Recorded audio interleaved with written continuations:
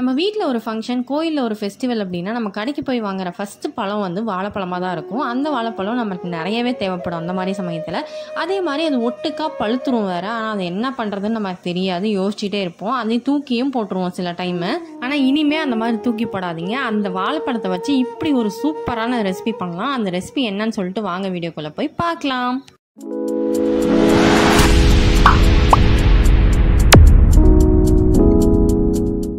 இந்த ரெசிபி செய்கிறதுக்கு ஒரு பவுல் வச்சுக்கோங்க. அதுக்கு மேலே ஒரு ஜல்லடை வச்சுட்டு நான் 1.5 கப் அளவுக்கு கோதுமை மாவு எடுத்திருக்கேன். நீங்கள் மைதாவும் ஆட் பண்ணிக்கலாம், ராகி மாவும் ஆட் பண்ணிக்கலாம்.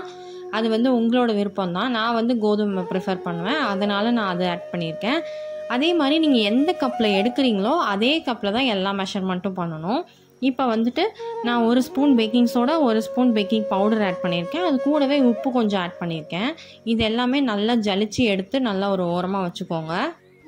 இது வந்து இப்போ ஒரு ஓரம் இருக்கட்டும். இப்போ வந்து இன்னொரு மிக்ஸி ஜார் எடுத்துக்கோங்க. அந்த மிக்ஸி ஜாரில் நம்மகிட்ட நல்ல பழுத்த வாழைப்பழம் இருக்கும்ல, அது வந்து நான் ஒரு சின்ன வாழைப்பழம் இந்த சைஸ் பாருங்கள், இந்த சைஸில் வந்துட்டு நான் ஒரு 6 வாழைப்பழம் எடுத்துக்க போகிறேன். நீங்கள் பெரிய வாழைப்பழமாக இருந்தது அப்படின்னா ஒரு 3 வாழைப்பழம் எடுத்துக்கோங்க. பார்த்துக்கோங்க, சைஸ் பார்த்துக்கோங்க. இதுதான் இந்த சேம் சைஸில் நான் வந்து 6 பழம் எடுத்திருக்கேன்.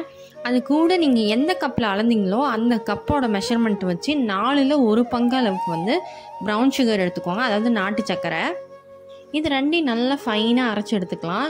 அரைச்சி எடுத்தாச்சு. இப்போ வந்து நம்ம ஜலிச்சு வச்சுருக்கோம்ல கோதுமை மாவு, அது கூடயே ஆட் பண்ணி இது ஒன்றுமே பண்ணாமல் அப்படியே வச்சுருங்க ஓரமாக. இப்போ அதே மிக்ஸி ஜாரில் 1/2 கப் அளவுக்கு சர்க்கரை, நான் எந்த கப்பில் எடுத்தனோ அந்த கப்பில் 1/2 கப் அளவுக்கு சர்க்கரை எடுத்திருக்கேன் நான். அது கூடவே 2 முட்டை, மீடியம் சைஸ் முட்டை ஆட் பண்ணிக்கிறேன். இப்போது நான் 1/2 கப்பு வந்து ஆயில் ஆட் பண்ணிக்கிறேன். நான் வந்து சன்ஃப்ளவர் ஆயில் எடுத்திருக்கேன். நீங்கள் வந்து வாசனை வராத எந்த ஆயில் வேணால் எடுத்துக்கலாம். இல்லை அப்படின்னா நீங்கள் பட்டர் கூட ஆட் பண்ணிக்கலாம், இல்லைனா நெய்யை உருக்கி கூட சேர்த்துக்கலாம். இது கூடவே 1/2 கப் அளவுக்கு பால் ஆட் பண்ணியிருக்கேன். கொஞ்சமாக 1 ஸ்பூன் அளவுக்கு வெனிலா எசன்ஸ் ஆட் பண்ணியிருக்கேன். இப்போ இது எல்லாத்தையும் நம்ம அரைச்சி எடுத்துகிட்டு வந்தாச்சு. இதையும் நம்ம அந்த வாழைப்பழ மிக்ஸோட ஆட் பண்ணிக்கலாம். இப்போது இதை வந்து நல்லா ஒரு ஸ்பேச்சுலாவோ ஒரு கரண்டியோ வச்சுட்டு நல்லா மிக்ஸ் பண்ணி கொடுங்க.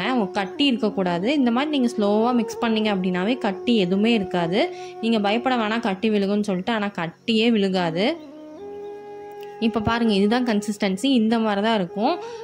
ஒரு இட்லி மாவு பதத்துக்கு அந்த அளவுக்கு தான் இருக்கணும், தோசை மாவு பதத்துக்கு இருக்கக்கூடாது. இப்போது நல்லா இந்த மாதிரி கனமான ஒரு பாத்திரத்தில் உப்பு எடுத்துக்கோங்க. நீங்கள் உப்பு இல்லாமல் கூட செய்யலாம். என்கிட்ட இருந்தது, அதனால் நான் எடுத்துக்கிட்டேன். இந்த மாதிரி உப்பு போட்டுட்டு நல்லா ஒரு 10 மினிட்ஸுக்கு ஹை ஃப்ளேமில் வச்சு ப்ரீஹீட் பண்ணிக்கலாம். இப்போது நான் எந்த பாத்திரத்தில் கேக் செய்ய போகிறேனோ அந்த பாத்திரத்தில் கொஞ்சமாக எண்ணெய் ஆட் பண்ணிவிட்டு நல்லா வந்து அதை ஸ்ப்ரெட் பண்ணி விட்டுட்டு அதில் வந்து 1 ஸ்பூனோ 2 ஸ்பூனாக வந்துட்டு கோதுமை மாவை வந்து ஸ்ப்ரெட் பண்ணி விட்டுக்கிறேன். அப்போ வந்து அது ஒட்டாமல் வரும் நமக்கு கேக்கு. இதை வந்து நம்ம கேக்குன்னு சொல்லிக்கலாம், ப்ரெட்டுன்னு சொல்லிக்கலாம். ஆக்சுவலாக ப்ரெட்டு மாதிரி தான் இருந்தது, ரொம்ப ரொம்ப டேஸ்ட்டாக இருந்தது. கண்டிப்பாக நீங்கள் ட்ரை பண்ணி பார்த்துட்டு எனக்கு கமெண்ட் செக்ஷனில் சொல்லுங்கள். இப்போ மாவை வந்து நல்லா டஸ்ட் பண்ணியாச்சு. நம்ம எடுத்து வச்சுருக்கோம்ல, இதை வந்து நல்லா ஒரு மிக்ஸ் கொடுத்துட்டு அதுக்கப்புறமா அந்த கப்பில் ஆட் பண்ணிக்கோங்க. இப்போ வந்து இந்த மாதிரி டேப் பண்ணிக்கோங்க. அப்போ தான் உள்ளே ஏதாவது பபிள்ஸ் இருந்துச்சுன்னா கூட உடஞ்சி போயிடும். இப்போ நம்ம ப்ரீஹீட் பண்ணி வச்ச பாத்திரம் வந்து நல்லா ப்ரீஹீட் ஆகிடுச்சு. அதை வந்து லிட்டை எடுத்துட்டு அதில் வந்து ஒரு ஸ்டாண்ட் மாதிரி வச்சுட்டு அதுக்கப்புறமா இந்த பாத்திரத்தை வைங்க. உங்களுக்கு வந்து அந்த லிட்டில் வந்து கொஞ்சமாக ஹோலோ இல்லை வேறு ஏதாவது ஓப்பன் இருந்துச்சு அப்படின்னா அதை வந்து நல்லா கோதுமை மாவு மாதிரி நல்லா பிசைஞ்சிட்டு அதில் வந்து ஒட்ட வச்சிட்டிங்க அப்படின்னா நல்லா ஃபுல்லாக சீல் ஆகிடும். காற்று வந்து வெளியே போகாது. அப்போ கேக் வந்து சூப்பர் சாஃப்டாக வரும். எனக்கு கரெக்டாக 35 மினிட்ஸ் ஆச்சு. ஒரு டூத் பிக் வச்சு உள்ளே குத்தி பார்த்தீங்க அப்படின்னா அது வந்து ஒட்டாமல் வரும் மாவு. அப்படி ஒட்டாமல் வந்தால் தான் நல்லா வெந்துருச்சு அப்படின்னு அர்த்தம். நீங்கள் அடுப்பை ஆஃப் பண்ணிட்டு வெளியே எடுத்து வச்சிடலாம். இப்போ என்னோடது பாருங்களேன், ஒட்டாமல் வந்திருக்கு. அப்போ சூப்பராக வெந்துருச்சுன்னு அர்த்தம். இப்போ நான் அடுப்பை ஆஃப் பண்ணிட்டு எடுத்து வெளியே வச்சிடுறேன். என்னோடய கேக் வந்து கம்ப்ளீட்டாக இப்போ ஆறிடுச்சு. இப்போ சைடில் வந்து நான் அந்த மாதிரி கத்தி வச்சு அதை எடுத்து விட்டுட்டு நான் வெளியே எடுத்துக்கிறேன் கேக்கை. அது வந்து எக்ஸாக்டாக சூப்பராக வெந்திருக்கு அப்படின்னா இந்த மாதிரி கிராக் வரும் மேலே இந்த பனானா கேக்கில். இது வந்து ஆக்சுவலாக பார்க்குறதுக்கு ப்ரெட்டு மாதிரியே தான் இருந்தது. டேஸ்ட் வைஸும் சூப்பராக இருந்தது. இங்கே பாருங்களேன், நான் கட் பண்ணி பார்க்குறேன். எவ்வளோ சாஃப்டாக இருந்தது தெரியுமா? நான் நம்பவே இல்லை. சீரியஸாக நானே ஃபஸ்ட் டைம் பண்ணேன். ஆனால் அது ஃபஸ்ட் டைம் பண்ண மாதிரியே இல்லை. கரெக்டான மெஷர்மெண்ட்டில் கரெக்டாக பண்ணிங்க அப்படின்னா உங்களுக்கும் இதே மாதிரி எக்ஸாக்டாக கிடைக்கும்.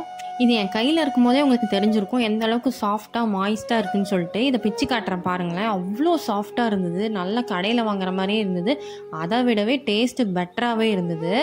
அவ்வளோதான் ஃப்ரெண்ட்ஸ், நம்மளோட பனானா கேக் ஆர் பிரெட் சூப்பராக ரெடி ஆயிடுச்சு. இதை கண்டிப்பாக ட்ரை பண்ணி பார்த்துட்டு எப்படி இருந்துன்னு சொல்லுங்கள். இல்லைனா உங்களுக்கு பிடிச்சவங்களுக்கு சென்ட் பண்ணி எனக்கு இந்த மாதிரி செஞ்சு கொடுன்னு சொல்லி கேட்டு செஞ்சு சாப்பிடுங்க. மறக்காமல் நம்ம சேனலுக்கு சப்ஸ்கிரைப் பண்ணிவிட்டு பக்கத்தில் இருக்க பெல் பட்டனையும் கிளிக் பண்ணிக்கோங்க. அப்போ தான் நான் போடுற நோட்டிஃபிகேஷன்ஸ் வந்து உங்களுக்கு அப் டு டேட் நோட்டிஃபிகேஷன் வந்துகிட்டே இருக்கும். ஓகே ஃப்ரெண்ட்ஸ், இன்னொரு சூப்பரான ரெசிபியில் பார்க்கலாம். until then bye.